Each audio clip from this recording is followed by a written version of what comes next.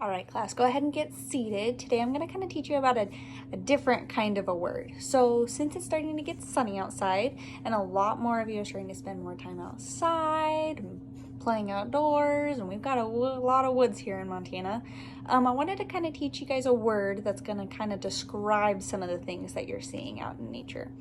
So that way you can describe like maybe animals you're seeing, or flowers you're seeing, or plants that you're seeing, or maybe even if you go to the beach, some of the things you see at the beach. So to kind of get started, I want somebody to kind of describe what a moose's antlers look like without using your hands. So don't use your hands. I want you to use just your words and see if you can tell me what a moose's antlers look like. I know, it's kind of a tricky one. Okay, what about you? Yeah, so there's kind of like a big middle part and then all these little parts that kind of branch off from them, right? Because when you put your hands up to your head, it kind of looks like a moose's antlers. So there's actually a word for this that means kind of a big chunk and then little parts that branch off from it. And that's the word that we're going to be talking about today. That's palmate. So P-A-L-M-A-T-E.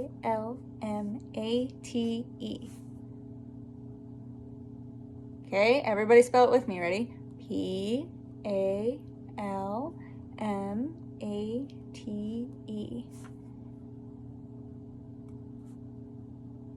Palmate. Okay? Palmate is kind of the two words that you see there. I know you almost want to say palmate, but that's not the right word, okay? It's palmate. All right, do we have any questions so far? All right, we're all going to practice using it, but first I want to kind of show you some things that would go along with that word, okay? So your hand is one of them. You kind of have your big palm here and the little parts that branch off from it, or like I said earlier, a moose's antlers. Or have you guys ever seen little flowers that have kind of a central point and then they have little leaves that branch off of it? I know we've got some purple flowers that kind of look like that. Any other examples? Yeah? Yeah, so like coral can kind of look that way too, where it kind of branches off. Yeah? Yeah, so like elk or deer kind of have the same sort of antlers that kind of branch off from a single point. Anybody else? Yeah, like trees are also a good one. They branch off literally from themselves. What about, can anybody think of anything else? No? Okay. Well, we're going to kind of practice using this word because it's kind of a silly word.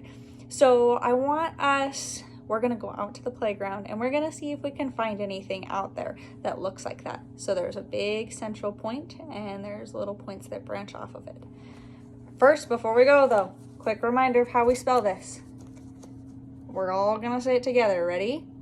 P-A-L-M-A-T-E.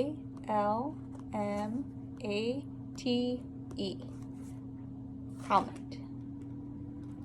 All right? Does anyone notice anything about this word? Yeah, you see the word palm in there? So again, like we said, even though we see that word, it's palmate, okay? But we can help use it to remind us that it's kind of like the palm of your hand and things that branch out from it. All right, awesome job, guys. Let's grab our notebooks and let's go outside and see what we can find. All right, and before we head outside, I wanted to remind you guys of one quick thing as we're getting our notebooks ready. So this word is an adjective. Does anybody remember what an adjective is? Awesome, yep, so it's a word that describes a noun. So we can say they're palmate antlers, or palmate hands, or palmate leaves. Awesome. So when you're writing those in your notebooks, anybody else have any other ideas? No? We're ready to go? Awesome. So I just wanted to remind you guys, as we're writing them in our notebooks, how we write it in our sentence, okay? It always goes before a noun. Awesome. Let's go.